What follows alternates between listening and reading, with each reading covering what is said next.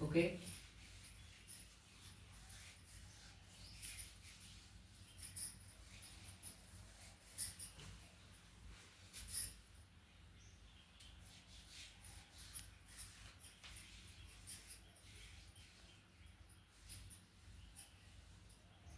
Good morning friends, મારા નવા બ્લોગમાં આપ સૌનું હું હાર્દિક સ્વાગત કરું છું. આપ સૌ સારી રીતે ખુશ હશો, સપરિવાર જોડે સારા હશો એવી હું ખૂબ આશા રાખું છું. મારું આ આયુર્વેદ યુટ્યુબ બ્લોગમાં આપ સૌનું હું હાર્દિક સ્વાગત કરું છું. મિત્રો, આપણી પાસે બેન આવ્યા છે, ઘણા બધા વડીલો પણ અહીં બેઠા છે, ઘણા બધા મિત્રો છે. હવે મારા પર વિશ્વાસ રાખીને અને શ્રદ્ધા રાખીને કે દૂર દૂરથી આવ્યા છે, તો એમને પણ કંઈક સુખ શાંતિ મળે અને મારા આ સેવાથી એ લોકોને પણ કંઈક ફાયદો થાય એવી હું આશા કરું છું. અને સહકુટુંબ પરિવાર સારા જીવનની અંદર રહે પ્રેમ ભાવથી એવી હું ખૂબ આશા રાખું છું. આપણે વચમાં બેન નામ શું છે? અરુણાબેન. આજે આ અરુણાબેન બેઠા છે મોવા ગામ કે મોવા ગામથી બેનને લાવ્યા છે આપણે ગામ ઓંડલ. કયું ગામ? મોવાની બાજુમાં ઓંડલ. બરોબર છે. હવે આ જીવતા જાગતા અરુણાબેન લગભગ 40-45 વર્ષની ઉંમર છે બેનની, પણ એને જોઈને આપણું ધ્રુજારી આવી જાય જીવનમાં. સાંભળીને એનું દર્દ સાંભળીને, એની કથા સાંભળીને આપણને એમ જીવનમાંથી વિશ્વાસ ઉઠી જાય એ પ્રકારનું આ દાખલો આવ્યો છે મારી પાસે.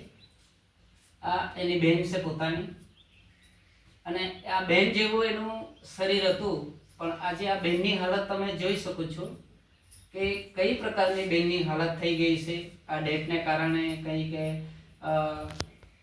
વધારે ઓછું આવતું હતું, કંઈ એનું કંઈ પ્રોબ્લેમ હતું, તો એને આવી ઉંમરે ગર્ભાશયની કોથળી કાઢી નાખી અને એને આજે આવા જીવનની અંદર દવાના ડોઝો મૂકીને આજે આ હાલત જોઈ શકો છો તમે. આ બેનને ની પુરુષ ગણાય ને સ્ત્રી ગણાય એ હાલતમાં ડૉક્ટર લોકોએ લાવીને મૂકી દીધા છે.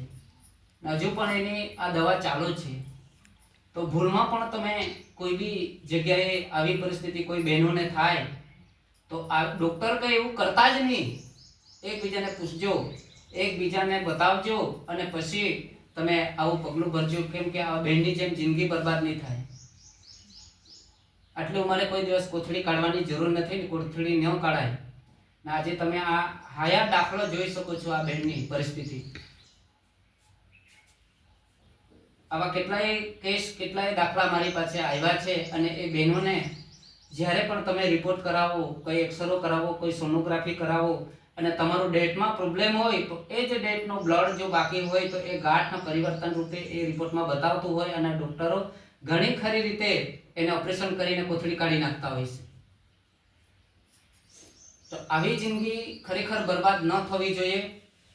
અને હું વારંવાર એ સલાહ આપીશ ડૉક્ટરને બી કે ભાઈ જો તમને નહીં સમજ પડે તો કોઈ બીજા ડૉક્ટરને પણ બતાવો, કોઈ સારા ડૉક્ટર એની પાસે બી સલાહ લેવો. આવી રીતે લોકો સાથે જિંદગી સાથે ખિલવાડ ન કરવું જોઈએ. આ બેનની જિંદગી બરબાદ થઈ ગઈ. આવી જાય બ્લડ નહીં બંધ થાય એના બીજા રસ્તા નથી એવું થોડી છે. કોઈ બી રસ્તા છે, બ્લડ બંધ થાય નહીં થાય એવું થોડી છે. ન છૂટકે કોઈ બી રસ્તો ન બચે તો જ ઓપરેશન કરવું જોઈએ, અને 50 વર્ષથી ઉપર હોય તો જ ઓપરેશન કરવું જોઈએ, ત્યાં સુધી નહીં કાઢવી જોઈએ. કેમ કે એ સ્ત્રીની જીવન દોરી છે, એ જ એમાં જીવ હોય છે. તો હવે આ બેનને હું મારી દવા આયુર્વેદ આપીશ અને બેનને હું સારું પણ કરીશ, અને એને હું દવાખાને જવા જ ના પાડી દેવા. પહેલી વાત તો કેમ કે ડૉક્ટર જ ભગવાન નથી આ ધરતી ઉપર. બીજા પણ એવા તો હજારો ભગવાને આ ધરતી પર મૂક્યા છે. વૈદ છે, ભુવાઓ છે, કોઈ સાધુ સંતો છે, કોઈક આયુર્વેદના સારા જાણકાર છે, ડૉક્ટરો છે, ઘણા બધા જ છે એવા, નથી એવું નહીં. તો એમાં પણ આ લોકોની પણ ભૂલ થઈ છે કે એ લોકો એક ડૉક્ટરને પકડીને તાંતા લઈ ગયા અને ડૉક્ટરે કીધું તેવું કાર્ય કર્યું તો નુકસાન તો એ લોકોનું પણ થયું છે. તો તો એ વિડીયો પણ હું એટલા માટે જ બનાવું છું કે આ વિડીયો જોઈને તમે પણ કોઈક ચેતે અને કોઈનું જીવન બરબાદ નહીં થાય એટલા માટે. તો ફ્રેન્ડ્સ, હવે અહીંયા ઘણા બધા વડીલ લોકો બેઠા છે. આ કાકા આવ્યા છે. કાકા, તમારું કયું ગામ? ગઢવાણા. આ પહેલી વાર આવ્યા કે? બરોબર. કોને કોઈને લાવ્યા છે?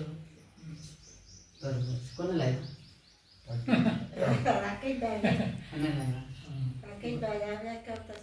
હા. આપણે આપણું નામ શું રે? બાબુભાઈ. બાબુભાઈ, તમને કેવું છે હવે? હવે જરાક ઠીક છે. ઠીક છે ને? પહેલા કરતા તો તમે બહુ સારા દેખાતા છે હવે. દેખાવ તો હારું જ નહીં. હા. પણ અહીંયા આવ્યા પછી તમને સારું લાગ્યું કે નહીં લાગ્યું તે કહો. અંદર બધું વિચવાળો કે નહીં? હા. હવે સારું ને તમને? ફરક લાગે છે? જરાક ફરક લાગે છે. હા. હા. બીજી રીતે બધું શરીરમાં કઈ પ્રોબ્લેમ એટલું બધું સોજો ને એવું બધું હતું તે ઓછા થયું? આ સેજ ખરા. હા. તો ચાલવું ને એમ તેમ ચાલીને બતાવવું જોઈએ. પેટ ને બધું પેટ તો મોટું થતું છે. આમ. દવા ક્યારે પડી તમારી? 2 અઠવાડિયા થઈ ગયા. દવા પતી ગઈ તેના? નહીં, કાલે પતી ગઈ. કાલે પડી દવા. ખાવાનું થોડું ઘણું ખાતા છો વધારે? 2 રોટલી. 2 રોટલી ખાતા છો. બીજું કઈ? શાક. બીજું તો બધું તમે ના પાડી દીધું. બટાકાનું ને એવું નથી ખાતા ને શાક? હે? બટાકાનું શાક નથી ખાતા ને? કે ખાતા છે? નથી ખાતા. હાનું શાક ખાતા? આ વાલોડ છે એવું. વાલ ને? પાપડીનું પાપડીનું શાક? પાપડી, હા. પાપડી સાથે પાછું તમે ઘઉંની રોટલી એમ કરવા ખાતા છો? તે બીજું હું ખાઈ. તો રોટલો નહીં મળે? જુવારનું રોટલો મળે ત્યાં સાંજે ખાઈ. ચાલે એવું. સાંજે રોટલો, સવારમાં રોટલી. સવારમાં રોટલી. હા, અમારે જેવું નહીં, અમે રોટલા જ સવારે તો ખાઈએ. એટલે ઘઉંની વસ્તુ તો ના પાડેલી ને તમે. નહીં પડે એની કઈ એવું. હા. તમારે નહીં ખાવું. તમારે તો બધું જ- તમે તો બધું જ ના પાડી દેજો. આ નહીં ખાવાનું, તે નહીં. બધું તો ના જ નથી પાડ્યું. પછી બીજું કે શરીરમાં 6% લોહી છે. તે લોહી કેવી રીતે આવે? હા. ખાવાનું નહીં મળે તો હમણાં હાલમાં તમારી પાચન ક્રિયાની પેલી સ્પીડ ઓછી કે એટલે મેં તમને પેલું પાચન થાય એવો ખોરાક લેવા કીધું છે એમ. આ ભારે ઘઉં એટલે ભારે ખોરાક પડે કે નહીં? ને પાછું તમે આ વાળનું ને એવું પાપડીનું શાક પાછું ખાઈ જાય તો તમને ગાળા પડી જાય કે નહીં? એવું કહેવાનું. એટલે થોડો હલકો ખોરાક લેવો હાલમાં જેટલો એમ. રોટલો જ. રાબડો તો આનું એવું આ એક વાટકી રોજ સવાર ના જ રાબડો એ જણાવતો સુનિલ.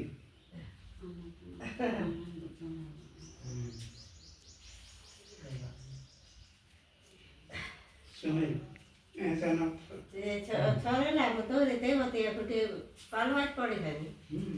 પણ એ કોઈને ત્યાં પાલતન ખાતું જ ક્યાંય નથી. ખામણની તે પુઠી શરીરમાં કંઈક શક્તિ રહે. જવાર, તે એવો ચોખા એ બધો ખા. તાનો હાલમાં હશે ને ખાલી ખોરાક ઓલો પચે નહીં તેવો તાનો ને કોને લાવ્યા આપણે? ઘણા સમયથી આવતા હશે.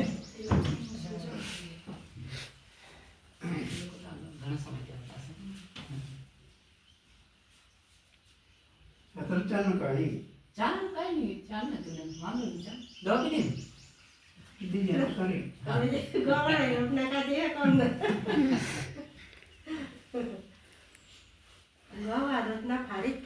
હા.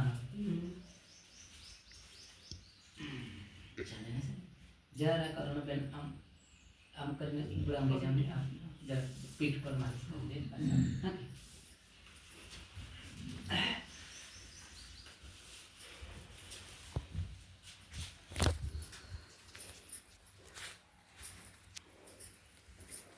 તમને લાવ્યા છે કે? શું થતું છે? શું થતું છે?